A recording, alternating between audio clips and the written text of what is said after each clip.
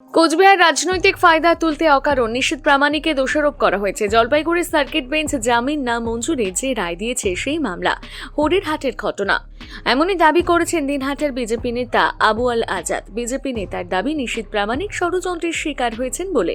হরিরহাটের গুলির ঘটনায় মামলা হয়েছিল 2018 সালে। সেই ঘটনার জামিন না মঞ্জুর করেছে জলপাইগুড়ি সার্কিট বেঞ্চ। উল্লেখ্য, বিজেপির কেন্দ্রীয় স্বরাষ্ট্র প্রতিমন্ত্রী নিশীথ প্রামাণিককে নিয়ে এই রায় ঘোষণার পর দিনহাটায় দফায় দফায় আন্দোলনে নেমেছে তৃণমূল কংগ্রেস। এগুলো সব মিথ্যাচার হচ্ছে বাজার গরম করার জন্য। গত 4 তারিখ তৃণমূল কংগ্রেসের থেকে একটা মিটিং ছিল আপনার বিধানসভা ভিত্তিক গোসানিবাড়িতে। আমি লাইভগুলো দেখছিলাম কোন কোন বক্তারা কী কী আলোচনা করছিল। সেদিন ওদের মুখে শুনতেছি যে আবু মার্ডার এই কথাটা সেদিনকে তুলে নিয়ে আসলে এবং আবু মার্ডারের সঙ্গে নিশীথ প্রামাণিক যুক্ত ছিলেন এবং ওই কেসটায় নাকি রিজেক্ট হয়ে গেছে। এগুলো সব মিথ্যাচার করছে। অনেক মানুষ জানেন না বিষয়টা। আবু মার্ডারের যে কেসটা ছিল সেই কেসটায় নিশীথবাবু জামিনে আছে, ওটাতে কোনো সমস্যা নেই। ওখানে যারা আসামি ছিলেন সবাই জামিনে আছেন। আর একটা ঘটনা ঘটছিল গীতাল্লা হরিরহাটে যেটা ঘটনা ঘটছে, তখন পঞ্চায়েত নির্বাচন হয়ে গেছে। আমি আমার গ্রাম পঞ্চায়েতে গীতাল্লা 1 নং গ্রাম পঞ্চায়েতে আমার প্রাক্তন পঞ্চায়েত এবং তারা নির্বাচিত পঞ্চায়েত সকল পঞ্চায়েতদের নিয়ে আমি গ্রাম পঞ্চায়েতে বসেছিলাম। সেখানে বাইরের থেকে গোলাগুলির শব্দ শোনা গেল।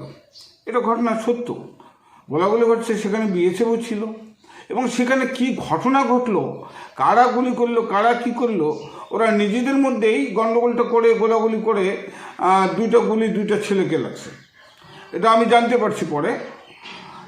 এটা ঘটনাটা হচ্ছে যে তখন পর্যন্ত প্রধান গঠন হয়নি। ওকরাবাড়ি গীতাল্লা 1 এবং 2 প্রধান গঠন হয়নি। প্রধান গঠনটা যাতে ব্যাহত হয়, যাতে আমরা প্রধান গঠন করতে না পারি, তার জন্য এরকম একটা ওরা নিজেরাই ষড়যন্ত্র করে গোলাগুলি করে আমাদের বিরুদ্ধে মামলাটা করে। আর সেখানে হরিরহাট বাজারে সেখানে বিএসএফ থেকে শুরু করে পাবলিক স্কুল চলাকালীন অবস্থায় এই ঘটনাগুলো ওরা করছিল। আমার গায়ে পড়ে কীভাবে একটা ক্যাসাল তৈরি করে আমাদের বিরুদ্ধে মামলা করে যাতে আমরা প্রধান গঠন করতে না পারি, তার জন্য ষড়যন্ত্রটা করছিল। আদৌ নিশীথ প্রামাণিক ওই ঘটনায় ওখানে উপস্থিত ছিলেন না, ঘটনাও জানেন না। উনি সম্ভবত, আমার এখনও মনে হচ্ছে যেটা উনি বাইরে ছিলেন।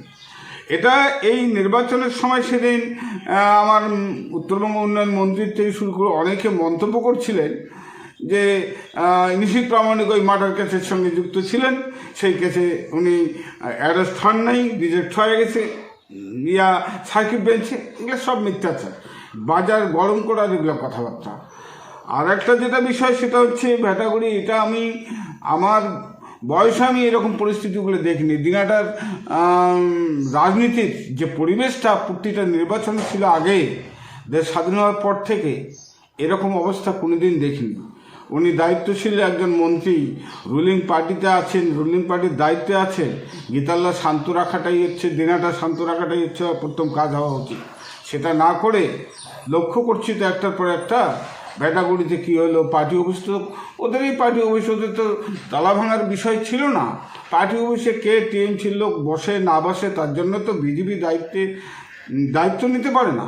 ওনারা এসছেন, পার্টি অফিস খুলছেন, বেশ ভালো কথা। তারপরে নানান কথাবার্তা তো শুনতেছি, আপনারাও শুনছেন, আমরাও দেখছি।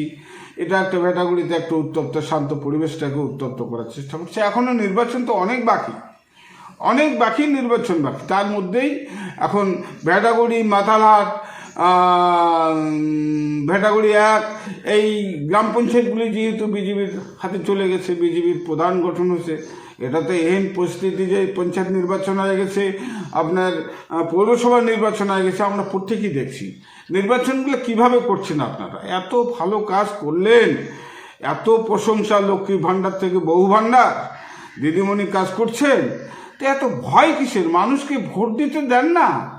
মানুষকে ভোট দিতে দিচ্ছে না, সর্বত্র সর্ব জায়গায় একাধিক জায়গায় আপনার পৌরসভার থেকে পঞ্চায়েত নির্বাচন। ঠিক একই অবস্থা আগামী দিন আবার করতে চাচ্ছে লোকসভা নির্বাচনে, মানুষকে ভয়ভীতি দেখে যাতে মানুষ ভোট দিতে যেতে না পারে, ইত্যাদি ইত্যাদি। এটা কখন হয়? যখন পায়ের তলে মাটি চলে যায় তখনই এই পরিস্থিতিগুলো তৈরি হয়। আমি তাদের সমস্ত নেতাও কোনো উপস্থিত ছিল। আমি অবাক হচ্ছি যে একটা সঠিক তথ্য জেনে আপনি কথা বলুন, সঠিক তথ্য জেনে কথা বলুন, তা না জেনে একটা মিথ্যাচার করে প্রচার করছেন আবু মার্ডারের আসামি, আবু মার্ডারের আসামি। আবু মার্ডারকে নিয়ে কি ব্যবসা করছেন? কেন পেটলায় মার্ডার হয়নি? কারা জড়িত ছিলেন? ভেটাগুড়িতে মার্ডার হয়নি? কত সম্পদ লুট করছেন, কত বাড়িঘর লুট করছেন সেই সময় টিএমসির নেতৃত্ব। আমি তো ছিলাম, আমি তো জানি। গীতালয় কি করছেন এখনো?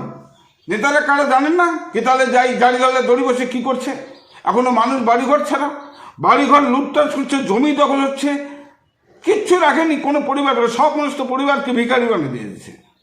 আপনাদের মুখে এ কথা শোভা পায় না, আপনারা শান্ত হওয়ার দরকার। আপনারাও যান, গণতান্ত্রিক অধিকার আছে তো, আপনারাও যান সমস্ত জায়গায়।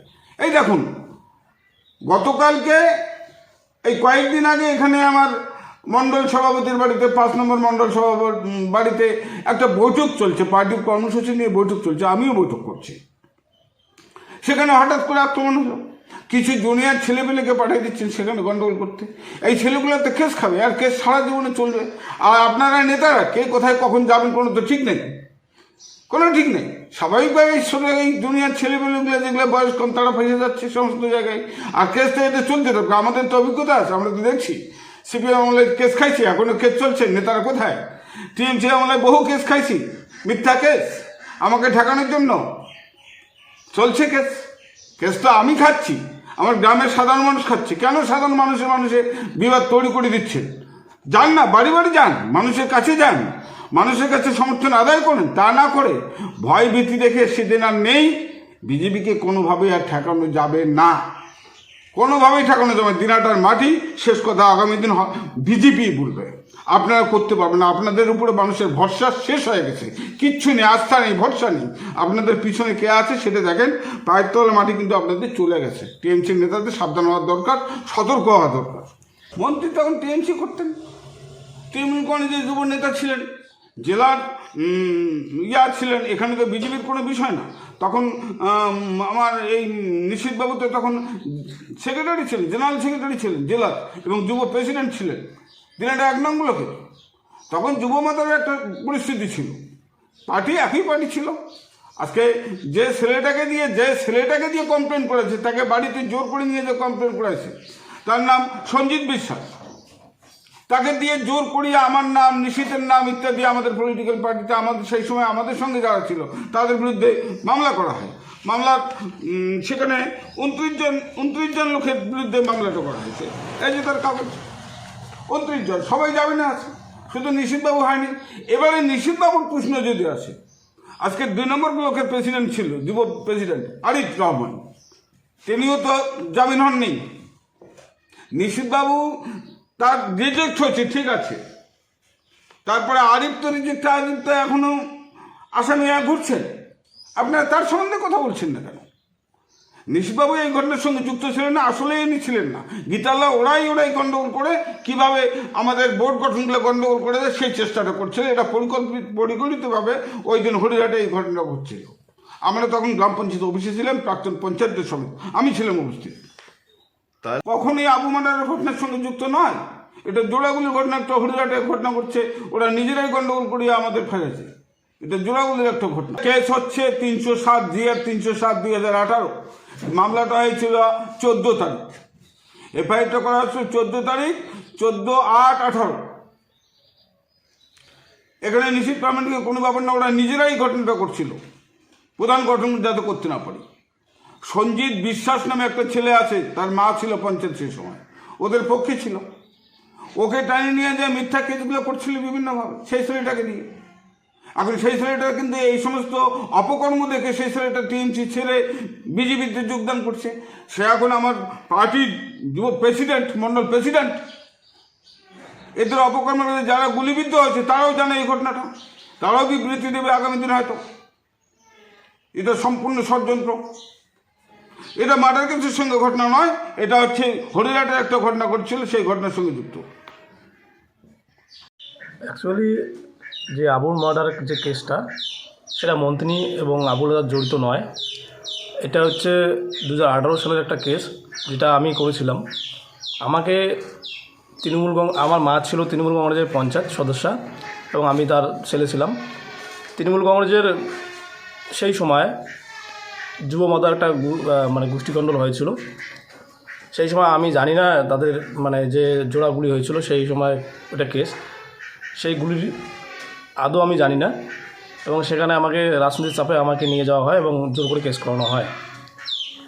অ্যাকচুয়ালি এখানে নিশীথ প্রামাণিক এবং আবুল আজাদ ওই গুলিবিদ্ধের সঙ্গে কোনো জড়িত ছিল না। আমি এখানে চক্রান্ত শিকার হয়েছিলাম।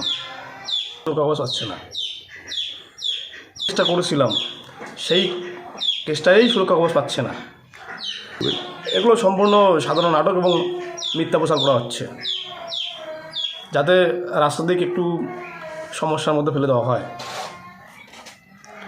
সেই সময় নিশীথবাবু তৃণমূল কংগ্রেসের প্রেসিডেন্ট ছিলেন, দিনারা 1 ব্লকের। আপনার নাম? আমার নাম সঞ্জিত বিশ্বাস।